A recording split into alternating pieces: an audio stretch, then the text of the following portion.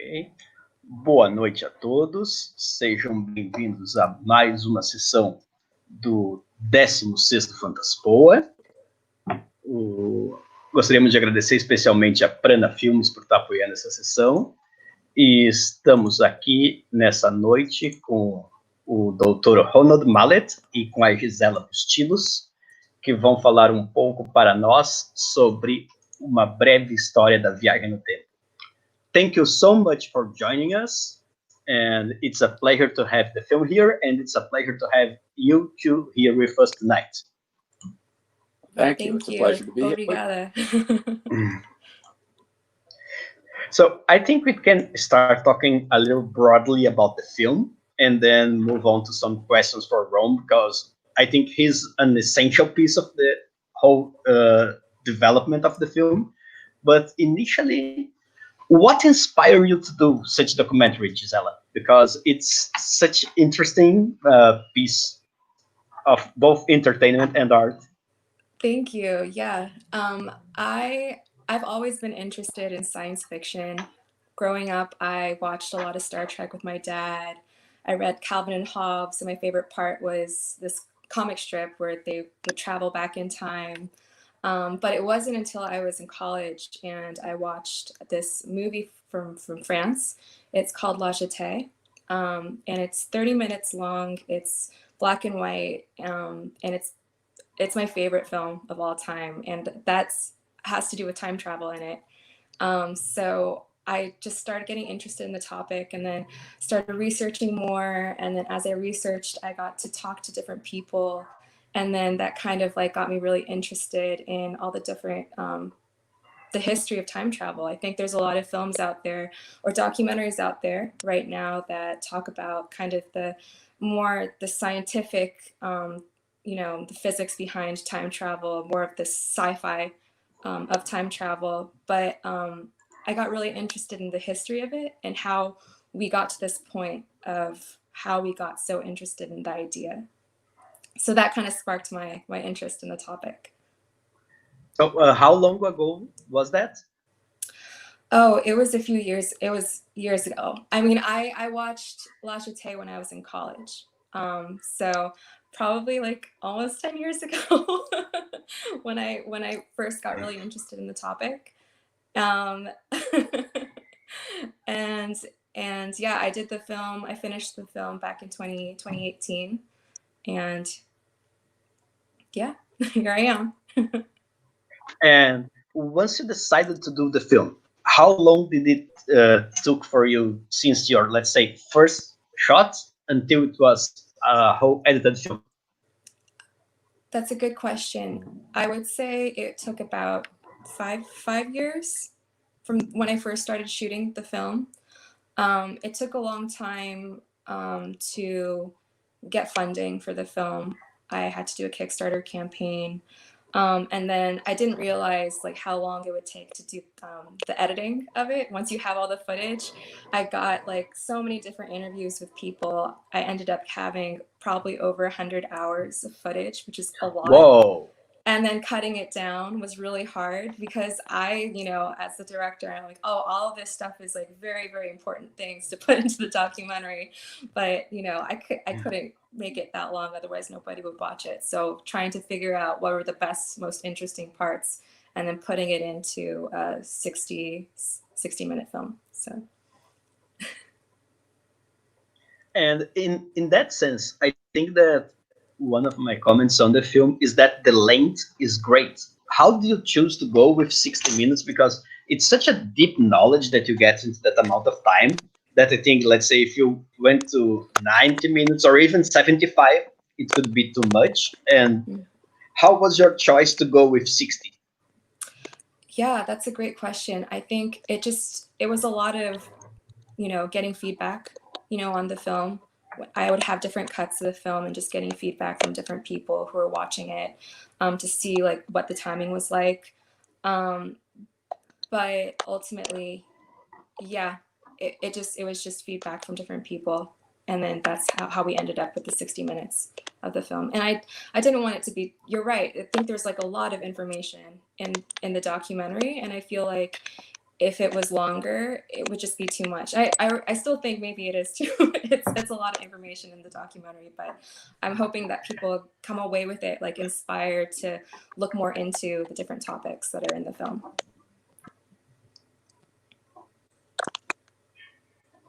So you have some very nice montages on the film.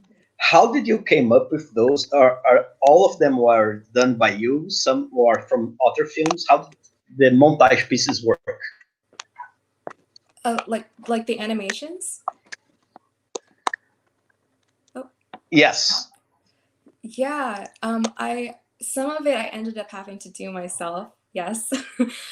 There's some others that I worked with some different animators to do the animation. And I wanted it to be a little bit different, you know, because they're different stories that we ended up having to animate. But hopefully it was interesting for people to watch. Perfect. Yes. So, Ron, can I ask you a question?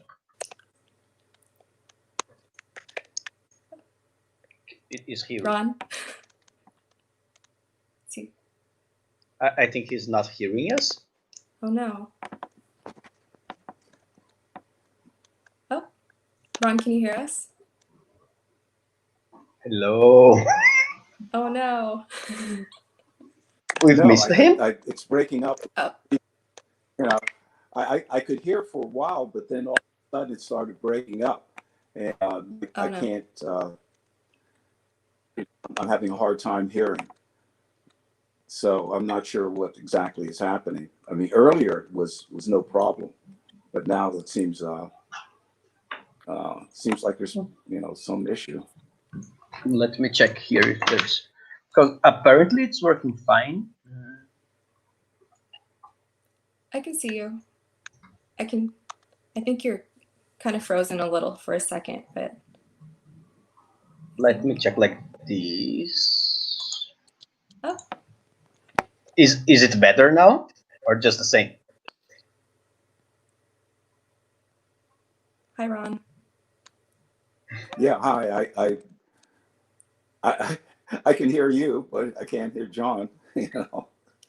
Oh no. Now you can you can hear me. Yeah, he can hear you, but he can't hear you. I can hear you, but it's still it's like it's breaking up. I'm not exactly sure why. But we can hear you just fine. Okay. You can hear me? Yes, I can. Yes, hear you. We can hear perfectly. You. Yes. Yeah, you sound great. Let me think on how can we do this. I hopefully I'll be able to answer the question, and you'll be able to hear the answer. Okay. Do you want me to try and ask you so that you can ask him, Gisella, at least some questions? Okay. Okay. I think that one of the most interesting things that you show in the film, and that Ron talks a little about it, is how fiction ends up influencing science. Like, for instance, there are many things that are shown in 2001 about the future that end up becoming reality many years later on. How does he see that? And he thinks that fiction can somewhat help on the creation of time travel. Ron, were you able to hear some of that, or I can repeat it? Is that a question to Gisella or me? That was to you. I wasn't sure. I can't. I did the question. Yeah, the question was sort of broke up. Yeah, I'm not sure why. Oh no. I can see you clearly, but it's just not transmitting clearly as far as hearing your question. I think he was asking about how fiction influenced you in your work, and what do you think that the future is going to be like in terms of time travel?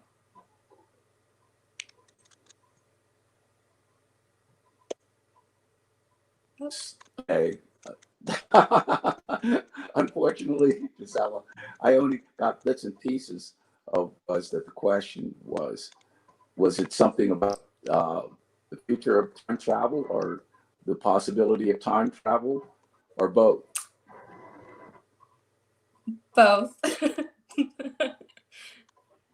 And how fiction influenced your work, right? Because you read The Time Machine, Oh, and how that influenced you. My interest. Yeah. Okay. All right. So how fiction influenced my. Okay. Well, the thing is that is one of the reasons why I became a physicist in the first place, was because of the fact that when I grew up in the Bronx, New York, and I was the oldest of 4 children, and my father was a television repairman, and I adored him. I mean, for me, the sun rose and set on him. And the thing is that we didn't know that he had a weak heart. He died of a massive heart attack when he was only 33 years old, and I was 10 years old, and it completely devastated my world. But I loved to read. That was one of the gifts he left me. And about a year after he died, when I was 11, I came across a book that changed my life. It was a Classics Illustrated version of H.G. Wells's book, The Time Machine.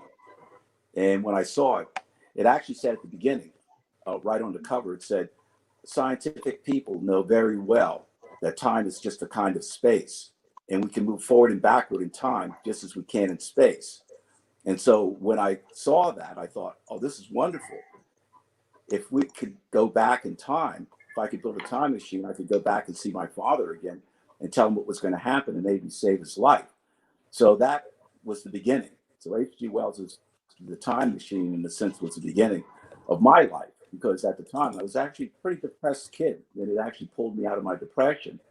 And I actually even tried to put something together based on the illustration.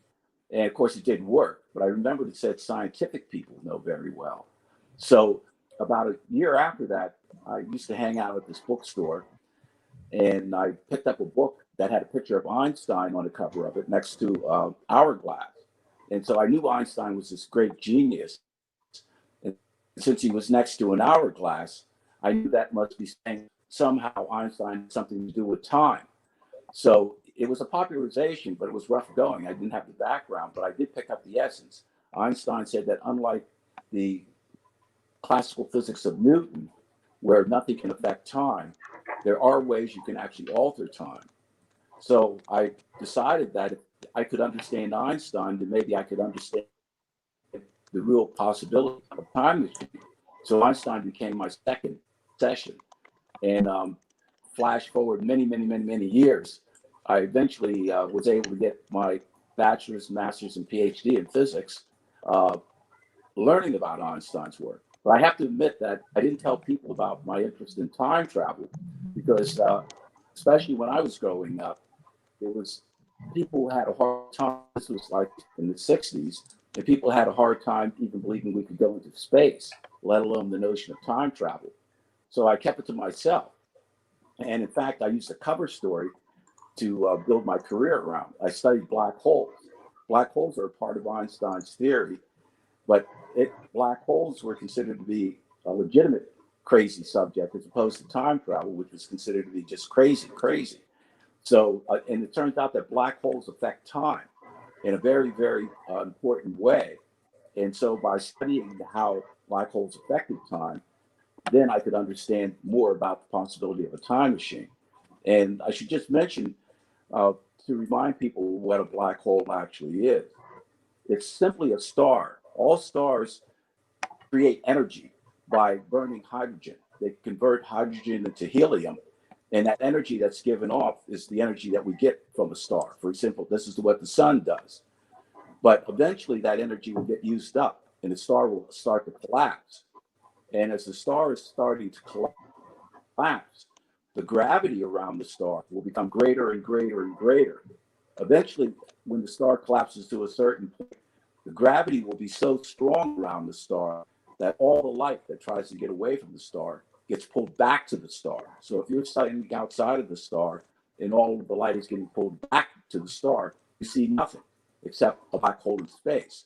That's what a black hole is. It's simply a star that has collapsed to a point that all the light that try to get out is pulled back. But it also turns out that black holes affect time. One of the things that, as a result of Einstein's theory, is that as the star collapses and the gravity gets stronger, if you were going close to the black hole, you would find that the time would actually start running slower. The closer you got to the black hole, the more time would slow down. So that when you got to the edge of a black hole, time would almost seem to come to a halt. So this idea that time can be affected by gravity, which is part of one of Einstein's basic ideas, it's called the general theory of relativity, by the way. That was something that inspired me, because I thought if I could understand more about how gravity affects time, then this might lead me to the possibility of building a time machine. And in fact, that is what eventually happened, because it turned out that another aspect of Einstein's theory is the fact that, we know that matter can create gravity. We know that the Earth creates gravity that keeps us on the ground. We know that the sun has gravity that keeps the Earth in orbit. But it turns out in Einstein's theory, not only can matter create gravity, but light itself, even though light isn't matter, the energy of light can actually create gravity. And that was actually my breakthrough, because what I realized is that if light can create gravity and gravity can affect time, then light can affect time. And that was actually the breakthrough of my particular work. What I realized is that there's a particular type of light, a laser beam. And if you get a laser beam to circulate, it can actually cause a circulating gravitational field. This circulating gravitational field can actually twist time into a loop. The way to think about that is think of time normally as traveling along a straight line, past to the present to the future. If I take that time and bend it into a loop, then I could go from the past to the present to the future, but I'm on a loop. So I can go from the future back to the past. So by creating a loop in time, it's possible to travel back into the past. And I found that this device called a ring laser might lead to that. Now, when I say these things, I'm talking about the fact that what I did was to solve Einstein's equations. I'm a theoretical physicist. I actually use mathematics to try to understand how the universe works. And so what I did was to solve Einstein's gravitational field equations, and that is what showed the possibility. I haven't actually built a time machine, but my equations show that it might be possible by using a circulating beam of light. So that's the essence of my work, and that's the essence of the possibility of time. Now, I should mention that independent of my work, remember I said that according to Einstein, the gravitational field of a black hole could slow time down. So a black hole actually acts as a natural time machine, because if let's suppose that you were on a rocket ship that was outside of a black hole and you watched someone who was falling towards the black hole. If you looked at their clock as they're falling towards the black hole, you would actually find that the clock actually goes slower and slower and slower. Now, you have to remember that your heart is a clock. So you would find that you would actually see the person's heart rate slow down. They would actually start aging less the closer they got to the black hole. And so if they come back, if they don't go into the black hole, if they go into the black hole, that's it, the end. But if they come back away from the black hole, for them, it may have appeared that only, a few minutes may have passed. But for the people on the rocket ship that aren't near the black hole, it could be that years have passed. So when that person comes back to the rocket, they could actually find that they're only a few minutes older, but everyone on the rocket is actually years older. That means literally they've traveled into the future. So time of black hole is actually a natural time machine.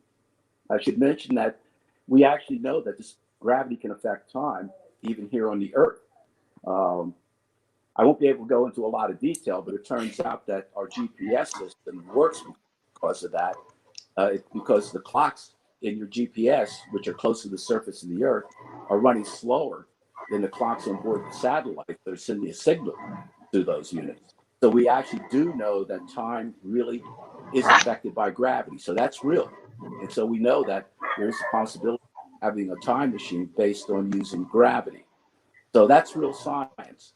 And the thing is that, so this notion of time travel isn't something that's pure science fiction. It's actually based on Einstein's theories. And this is just one example. There are many, many other examples I could give. So, are you hearing me now? I hope that came through. I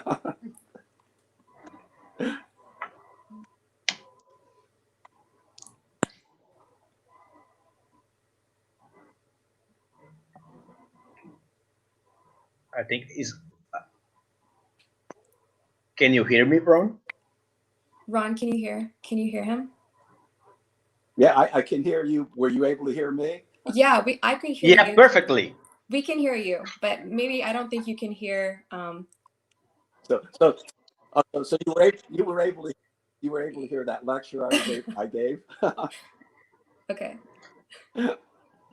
Gisella, are you seeing the question that the audience just put here? Yes, I can see the question. Yeah. Can perhaps you read it, Ron? Would you like me to read it to Ron? Okay, Ron, you have a question. It's from Mariana. She'd like to ask you what you think about the scenario of science nowadays, and what was the difficulties to talk about complex and theoretic theme for people who don't know much about physics. Okay, let me see. I see the text here. So you read the text, okay, first, because I wasn't able to hear your question, but I can actually read the text. Yeah, okay, you can see the text. Like to okay, ask, great. The doctor what he thinks about the scenario of science nowadays, and what about the difficulties to talk about complex and theoretic themes for people that don't know much about physics. Well, the thing is that I think that if the person who's discussing it actually understands their subject, they should be able to discuss it and understand it. I hope that you were able to understand, some of what I was saying about the possibility of time being affected by gravity and the fact that that's real. The thing is that I actually tell my students that if you should be able to talk about whatever scientific ideas that you specialize in. You should be able to translate it into a language that people should be able to understand. If you're able to do that, then you really understood it as well. So I think that whatever topic it is, the person should be able to translate it into a way in which people can understand it. That's extremely important, by the way, for physicists, and it's extremely important for me to be able to communicate to people to get them to appreciate the work. After all, what's the point? We're trying to explore the unknown, and if we can't tell people about the strange things we found in the unknown, there's not much point.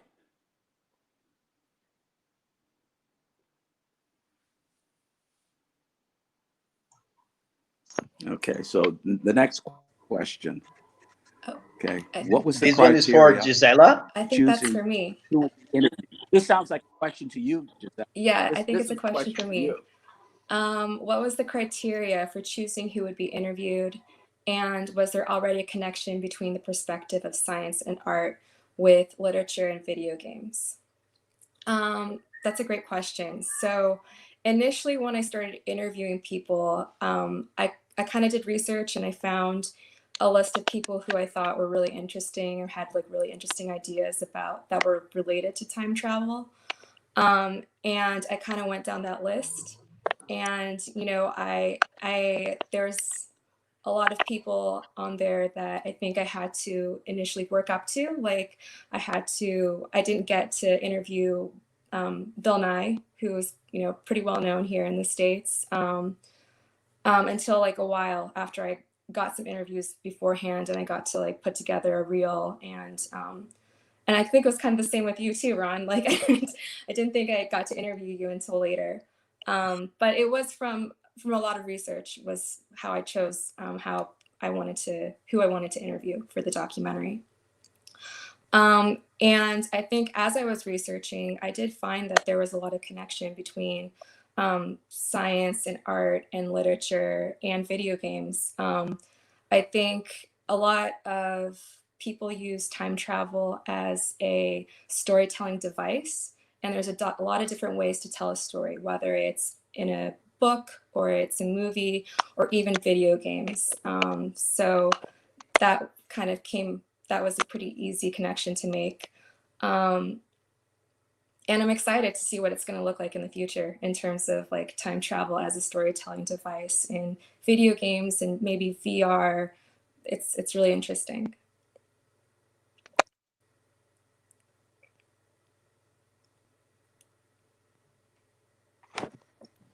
Okay, Ron, this one's for you. Okay, so this is a question for me. Let's see. All in all, how do you think fiction and art influence science? For instance, many artifacts created in Kubrick's 2001 are now reality. Yeah, that's a very good point. I mean, physics is very much influenced by art. In fact, the Jules Verne's From the Earth to the Moon actually influenced a lot of young scientists and engineers, both in the U.S. and in Germany. And the thing is that the notion of being able to go to travel to the moon was something that was fiction.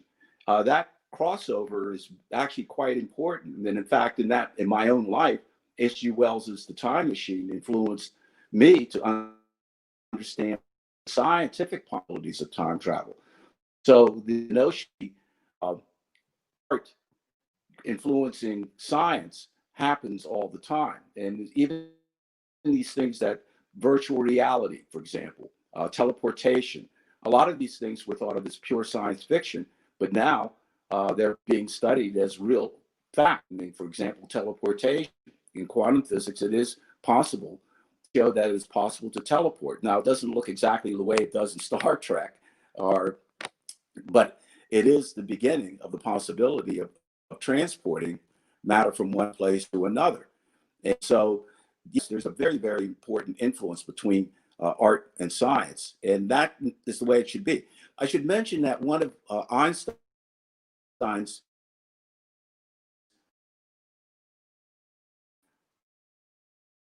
quotes, that's one of my favorite quotes of his, he points this out, paraphrase, imagination is more than knowledge. Imagination, knowledge is limited, but imagination encircles the world. And what he meant by that was that it isn't that we shouldn't acquire knowledge, but it's our imagination that inspires us to find the knowledge. Okay, so I mean, we see something that's strange, and we want to know, about how is that possible. That's the beginning of imagination being sparked, and then we acquire the knowledge in order to understand that. So art plays a very, very important role in sparking the imagination, and as I said, in my own case, but also a lot of now the space pioneers said that they were inspired by the Star Trek series when they were kids, and they decided to actually become rocket engineers and astronauts because of Star Trek. That's a very direct influence of art on science.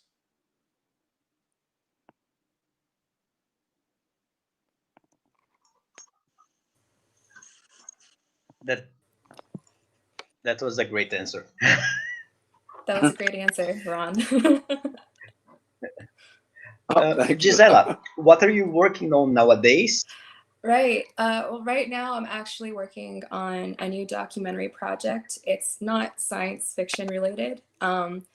Actually, it's on the private prisons here I live in Seattle, so it's about this group that's trying to take down one of the detention centers here in Washington State.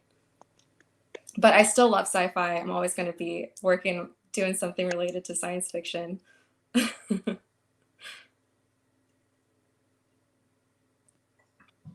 But you planning on continue to working on documentary, or do you also have some fictional on that sense? I do mostly nonfiction, so I do work mostly on documentaries. But I would love to write a script, or do something more fictional one of these days. That'd be really fun. Yeah.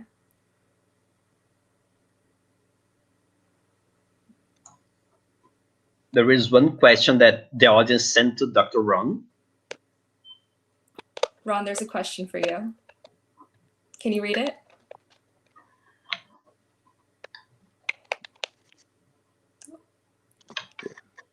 I can't, let's see. It doesn't come up yet as a text. Oh, okay, here, what does it say? We received a question to Dr. Ron about how do you see the current state of time travel? Well, the thing is that as far as time travel to the future, we're actually doing that routinely. People don't realize that. I mean, I didn't mention Einstein's theory about how it affects time. I talked about how gravity affects time, which is Einstein's general theory of relativity. But his earlier theory was that speed affects time. That is to say, the faster you move, the more time slows down. So time for a moving clock slows down. Once again, since your heart is a clock, if you were traveling fast enough, someone looking at you, you age less than everyone else. And you might say, has that been shown? As a matter of fact, we do that routinely in devices like there's a device in Switzerland called the Large Hadron Collider. And it's what it does is it accelerates subatomic particles close to the speed of light. These particles sometimes can only live for extremely short periods of time. But when we speed them up close to the speed of light, we find that we can get these particles to live 20 to 30 times longer than they normally would. That is to say that we actually have slowed down their internal clock. From the standpoint of these particles, it would appear as though they're actually traveling into the future. So we actually send subatomic particles into the future in a routine basis. We haven't been able to do it on a large scale with human beings yet, but there was baby steps that were taken about it. This is something people aren't aware of.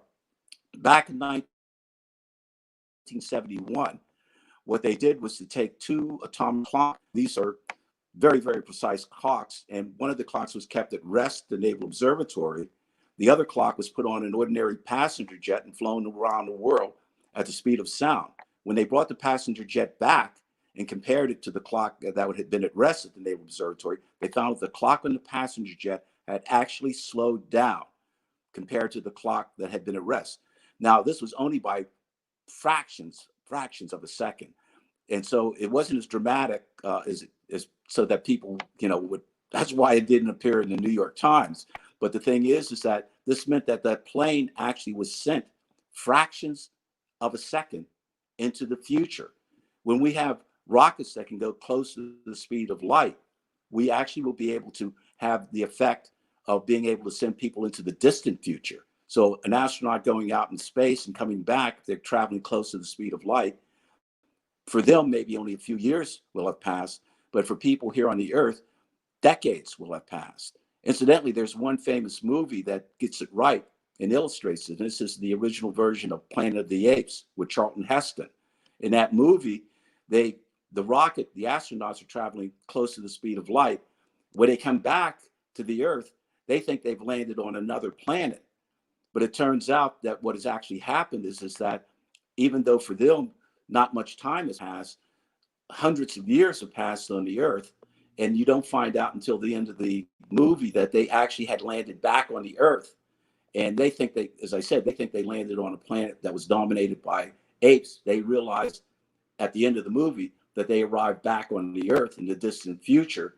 And that, as I said, was about the Earth being dominated by apes. That part is pure fiction, but the effect of the rocket traveling into the future because of speed, that's real. We actually have seen the baby steps of that, and that will be something that will happen when we do produce rockets that can go close to the speed of light. So that's real. So that's the present state of things. Time travel to the future, you might say, is established, but time travel to the past using gravity, that has yet to be demonstrated experimentally. But theoretically, we do know that it's possible, based not only on my work, but for instance, using wormholes as another method of traveling back to the past. We just haven't observed wormholes yet. So that's the state of things. To the future, yes, we can do that already. To the past, theoretically possible, but we haven't done it yet.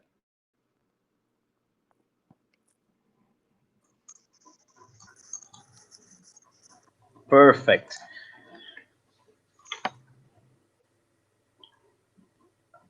Gisella? Okay. I don't know if there's anything else you'd like to add and to say to the Brazilian fans. we'd love to talk to you, and I think people are loving the film. We have over 200 views in the 6 days, and we have 4 more days of the festival to go. Wow, that's great. And Oh, it was a pleasure talking to you both. Ron is Thank- an amazing man, and Thank you so it much. was very good to have you here. Thank you. yeah. And Gisella, I have to thank you again for having me to be one of the people that you chose to be in your documentary. It was beautifully done. Oh, thank you so much. It wouldn't be the documentary without you, Ron, in the film. You were such an important part. Thank Yeah, I mean, if you want more information, you can go onto the website. It's timetraveldoc.com. We're on Facebook and Twitter and all the social media, and I love getting questions from people. If you want to talk about time travel stuff, you can just reach me on there. And yeah, thank you. Thank you so much for having me. Muito obrigada, and boa noite. Boa noite. It was a pleasure having you with us. Thank you. Bye, Ron. Thank you. Bye, Ron. Bye-bye. Bye. Thank you so much for having us.